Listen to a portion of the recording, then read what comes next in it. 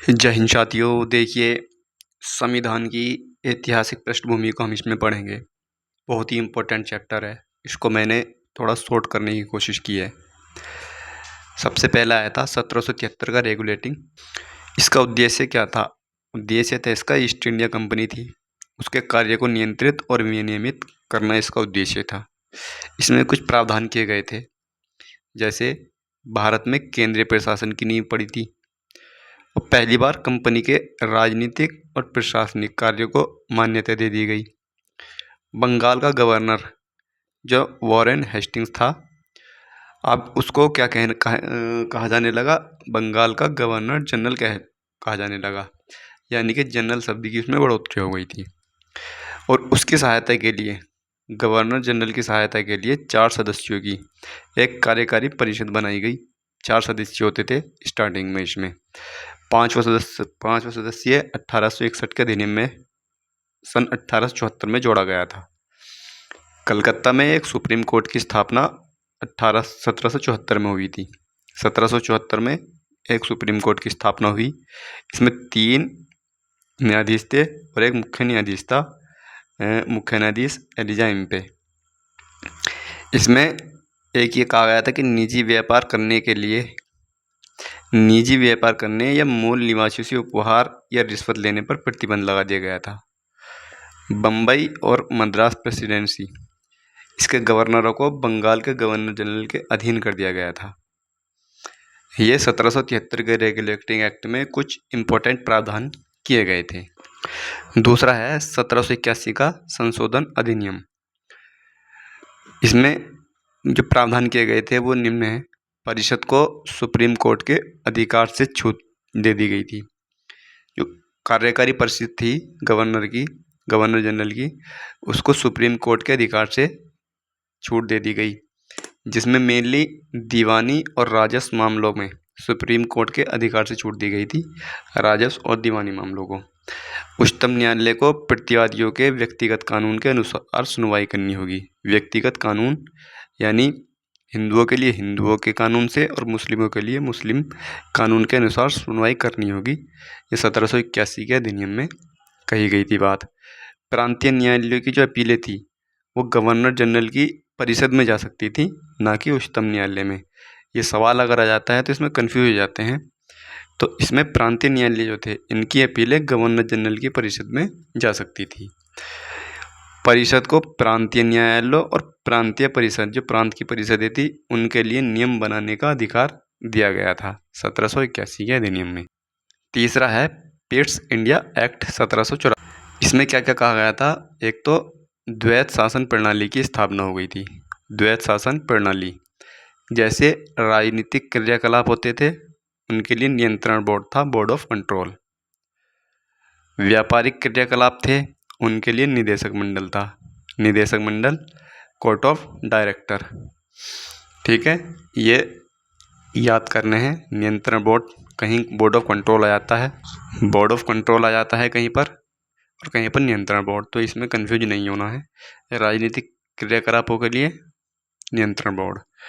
भारत में कंपनी के क्षेत्रों को पहली बार भारत में ब्रिटिश संपत्ति कहा गया था। जो भारत में कंपनी के क्षेत्र थे उनको पहली बार भारत में ब्रिटिश संपत्ति ये कहा गया था पिट्स इंडिया एक्ट 1784 में। अगला है 1786 का अधिनियम। गवर्नर जनरल को विशेष मामलों में अपनी परिषद के निर्णय को पलटने की शक्ति दी गई थी गवर्नर जनरल को 1786 के अधिनियम में। और इसमें लॉर्ड कॉर्नवालिस गवर्नर जनरल बन चुका था बंगाल का 1786 में। 1785 तक रहा था वॉरेन हेस्टिंग्स। अगला है 1793 का अधिनियम। इसमें एक तो भारत में कंपनी के जो व्यापारिक अधिकार था उसको 20 वर्षों के लिए बढ़ाया गया। और कमांडर इन चीफ को गवर्नर जनरल की परिषद का सदस्य तब तक न माना जाए तब तक उसे सदस्य के रूप में नियुक्त नहीं किया जाए। इसमें यह प्रावधान किया गया था। नियंत्रण बोर्ड, इसके जो सदस्य, नियंत्रण बोर्ड जो राजनीतिक क्रियाकलापों के लिए होता था, नियंत्रण बोर्ड, तो इसके सदस्यों और उनके कर्मचारियों के वेतन का भुगतान भारतीय राजस्व से किया जाएगा। ये इसमें प्रावधान किया गया था। 1813 का अधिनियम। इसमें प्रावधान किया गया था कि चीन के साथ व्यापार और चाय के व्यापार में कंपनी के एकाधिकार को छोड़कर, चीन के साथ व्यापार और चाय के साथ व्यापार, इसके एकाधिकार को छोड़कर भारत से व्यापार करने की छूट सभी ब्रिटिश व्यापारियों को दे दी गई। भारत में कंपनी के क्षेत्रों पर ब्रिटिश क्राउन की संप्रभुता का दावा। स्थानीय व्यक्तियों पर कर लगाने, जो स्थानीय व्यक्ति होते थे उन पर कर लगाने और भुगतान न करने वालों को दंडित करने का अधिकार दिया गया इस अधिनियम के द्वारा गवर्नर जनरल को। ईसाई मिशनरियों को भारत जाने की अनुमति दी धर्म के प्रचार प्रसार के लिए। कंपनी भारतीयों की शिक्षा पर हर साल 1 लाख रुपए का निवेश करेगी, ये इसमें प्रावधान किया। 1833 का चार्टर अधिनियम चीन के साथ व्यापार और चाय के व्यापार पर कंपनी का एकाधिकार जो था वो समाप्त कर दिया गया था 1833 में। 1833 के चार्टर अधिनियम में समाप्त कर दिया था। ब्रिटिश भारत में केंद्रीकरण की दिशा में एक अंतिम कदम था। ये केंद्रीकरण की यहाँ से शुरुआत हो गई थी। जैसे गवर्नर जनरल था, इसकी सरकार को भारत सरकार कहा गया, जाहिर सी बात है केंद्रीकरण हो गया। और जो परिषद थी उसको भारत परिषद कहा जाने लगा। बंगाल के गवर्नर जनरल को भारत का गवर्नर जनरल कहा जाने लगा, बंगाल हटा दिया गया और भारत का गवर्नर जनरल कहा जाने लगा। और लॉर्ड विलियम बेंटिक भारत का गवर्नर जनरल बना प्रथम। भारत के गवर्नर जनरल के पास संपूर्ण ब्रिटिश भारत के संबंध में विधायी शक्तियाँ थी और इस प्रकार बम्बई मद्रास के गवर्नरों की विधायी शक्तियाँ समाप्त हो गई। जाहिर सी बात है, जब संपूर्ण भारत के लिए विधायी शक्तियाँ गवर्नर जनरल के पास आ गई तो फिर मुंबई और मद्रास की ख़त्म हो गई थी, संपूर्ण भारत के लिए बन गया था। इसीलिए कहा गया कि केंद्रीयकरण की दिशा में ये एक अंतिम या प्रथम कदम था 1833 का।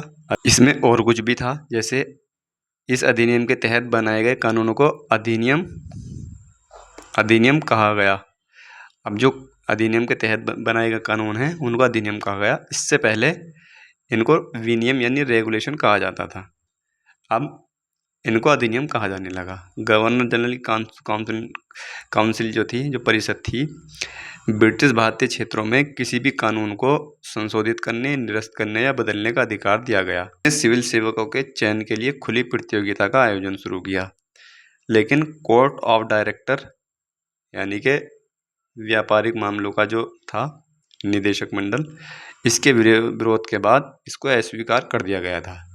इसने सिविल सेवक की खुली प्रतियोगिता का आयोजन करने का प्रयास तो किया था। सभी भारतीय कानूनों को संहिताबद्ध करने के लिए भारतीय विधि आयोग 1834 की स्थापना की गई और प्रथम विधि आयोग के अध्यक्ष लॉर्ड मैकाले बने। 1853 का चार्टर अधिनियम, इसमें प्रावधान किया गया था कि परिषद के विधायी और कार्यकारी कार्य को अलग कर दिया गया था। विधायी और कार्यकारी कार्य अलग हो गए थे। पहली बार केंद्रीय विधान परिषद में स्थानीय प्रतिनिधित्व की शुरुआत की गई। इसने परिषद में 6 नए सदस्यों को शामिल करने का प्रावधान किया, जिन्हें विधान पार्षद कहा जाता था। विधि सदस्य, जो चौथा सदस्य था उसको विधि सदस्य कहा जाता था, और जो 5वां सदस्य था वो 1861 में बनाया गया था। वो सार्वजनिक कार्यों का काम करता था, सार्वजनिक कार्यों की देखभाल करता था। चौथा सदस्य जो था विधि सदस्य, इसको मतदान के अधिकार के साथ पूर्ण सदस्य का दर्जा दिया गया। निदेशक मंडल के सदस्यों की संख्या 24 से घटाकर 18 कर दी गई थी। सिविल सेवकों के चयन के लिए भर्ती के लिए खुली प्रतियोगिता प्रणाली की शुरुआत की गई। इससे पहले 1833 के में कोशिश की गई थी, लेकिन वो सफल नहीं हो सका था। वर्ष 1854 में भारतीय सिविल सेवा के लिए मैकाले समिति की नियुक्ति की गई। भारत शासन अधिनियम 1858, इसमें यह 1858 से क्राउन का शासन शुरू हो चुका था। इससे पहले कंपनी का शासन चलता था, अब उसको समाप्त करके क्राउन का शासन शुरू कर दिया गया था, क्योंकि कंपनी को समाप्त कर दिया गया था। ईस्ट इंडिया कंपनी को समाप्त कर दिया गया इसमें, और भारत का जो गवर्नर जनरल था अब उसको वायसराय कहा जाने लगा। नियंत्रण बोर्ड और कोर्ट ऑफ डायरेक्टर को समाप्त कर दिया गया। भारत सचिव का एक पद सृजित किया गया और उसकी सहायता के लिए 15 सदस्यीय उसकी एक परिषद बनाई गई, 15 सदस्यों की भारत सचिव की सहायता के लिए, और एक मंत्री पद की व्यवस्था की गई और मुगल सम्राट के पद को समाप्त कर दिया गया। ये सब इम्पोर्टेंट है, और भी हैं। भारत परिषद अधिनियम 1861, इसमें एक तो विभागीय प्रणाली यानी कि पोर्टफोलियो प्रणाली का आरंभ हुआ।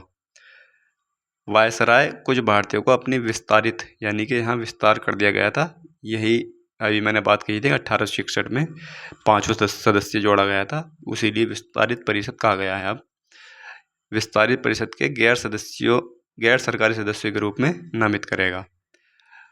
बम्बई और मद्रास प्रेसिडेंसी की विधायी शक्तियां बहाल कर दी गई, जिससे विकेंद्रीकरण की प्रक्रिया शुरू हुई। जब इनको कब्जे में लिया गया था तो केंद्रीकरण की, और जब इनको बहाल कर दिया गया तो अब विकेंद्रीकरण की प्रक्रिया शुरू हो गई थी। बंगाल 1862 में गठित, उत्तर पश्चिमी प्रांत 1886 में और पंजाब 1857 में गठित। इसके लिए नई विधान परिषद यानी कि उच्च सदन का गठन का प्रावधान किया गया था, और वायसराय को अध्यादेश जारी करने का अधिकार दिया गया 1861 के में। ये बहुत इंपॉर्टेंट है। अध्यादेश जारी करने की शक्ति वायसराय को 1861 के में मिली थी, और राष्ट्रपति को जो अध्यादेश जारी करने की शक्ति मिली है वह 1935 के अधिनियम से मिली हुई है।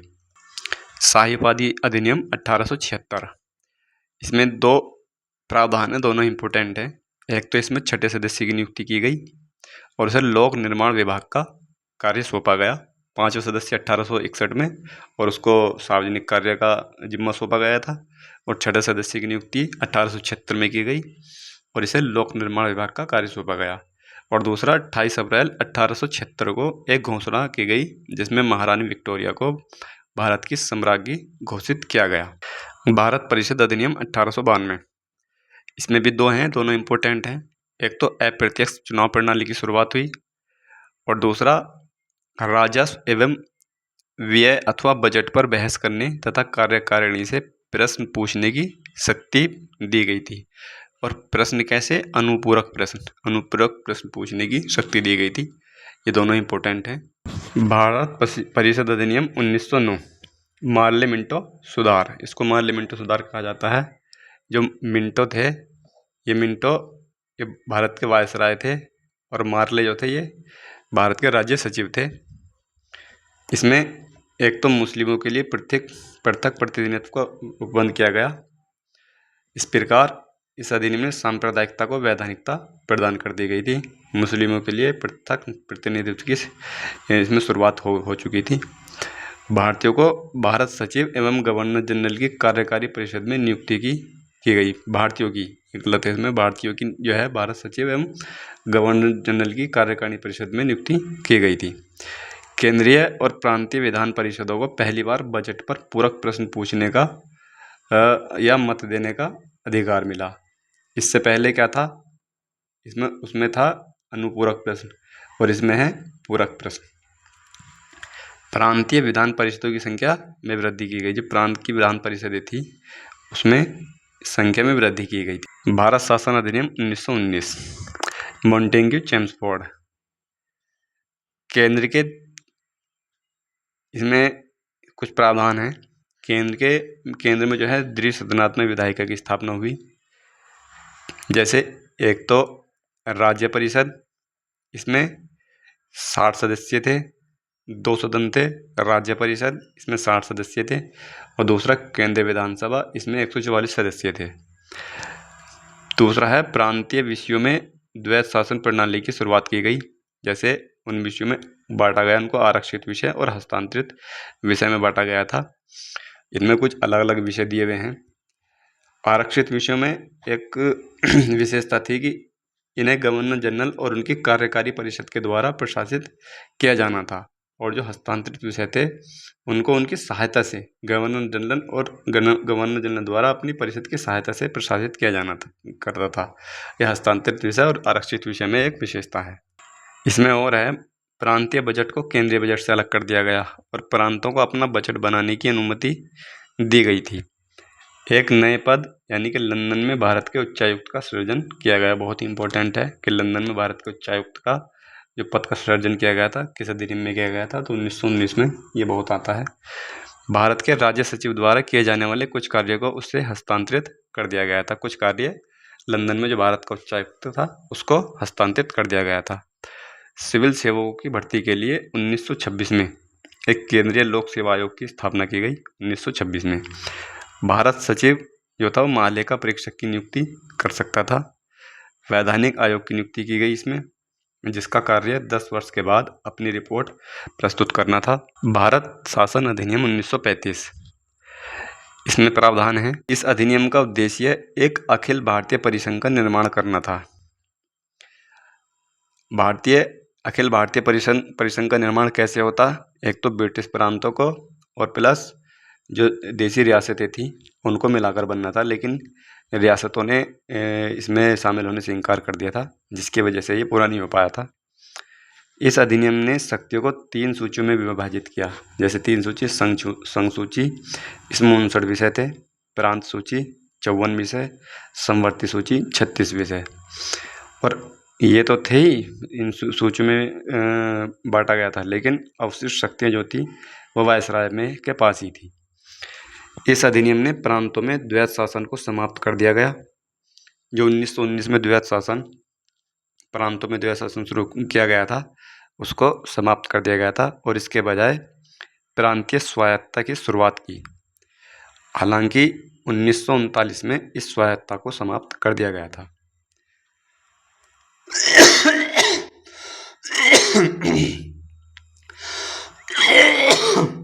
इसमें और भी हैं। 11 प्रांतों में 6 प्रांतों में 11 में से 6 प्रांतों में द्विसदनात्मक व्यवस्था, विधान परिषद और विधानसभा लागू की गई। 11 प्रांत थे और 6 प्रांतों में ये व्यवस्था शुरू की गई थी द्विसदनात्मक। 1858 के भारत शासन अधिनियम द्वारा स्थापित भारत परिषद, इसको समाप्त कर दिया गया। मताधिकार का विस्तार किया गया। कुल जनसंख्या के लगभग 14% लोगों को मतदान का अधिकार दिया गया। भारतीय रिजर्व बैंक की स्थापना की गई और संघीय और प्रांतीय लोक सेवा आयोग के साथ कई प्रांतों के लिए संयुक्त लोक सेवा आयोग का गठन किया गया। अच्छा, एक चीज़ रह गई है, जैसे 1909 में जो था वो मुस्लिमों के लिए था सांप्रदायिक निर्वाचन जो था, और 1919 में सिखों के लिए और भारतीयांग जो थे उनके लिए बढ़ा दिया गया था 1919 में। वर्ष 1937 में संघीय न्यायालय की स्थापना की गई। बर्मा को भारत से अलग कर दिया गया। 2 नए प्रांत उड़ीसा और सिंध बनाए गए। रेल प्रशासन की देखरेख के लिए एक संघीय रेल प्राधिकरण की स्थापना की गई। संघ और प्रांतों के खातों की लेखा परीक्षा के लिए भारत के महालेखा परीक्षक की नियुक्ति की गई। ये थे अधिनियम। 1947 का अधिनियम मैं इम्पोर्टेंट नहीं मानता हूँ, क्योंकि 1947 से अगर कोई क्वेश्चन आएगा तो वो आसानी से बन जाता है अगर हमने थोड़ा बहुत भी पढ़ा होगा तो, इसलिए मुझे ये 1947 का इम्पोर्टेंट नहीं लगता है। बाकी इसमें कुछ चीज़ अभी छूटी हुई है, उनको हम प्रैक्टिस साइड में पूरा कर देंगे। इसका एक सब क्वेश्चन आएंगे, 25-30 क्वेश्चन होंगे, उसमें बाकी जो भी चीज़ें छूटी हुई होंगी उसको हम पूरा कर लेंगे। और इससे ज़्यादा कुछ याद करने की आवश्यकता भी नहीं है, वरना कन्फ्यूजन हो जाता है बहुत ज़्यादा। वीडियो अच्छी लगी हो तो लाइक करें, सब्सक्राइब करें और शेयर करें।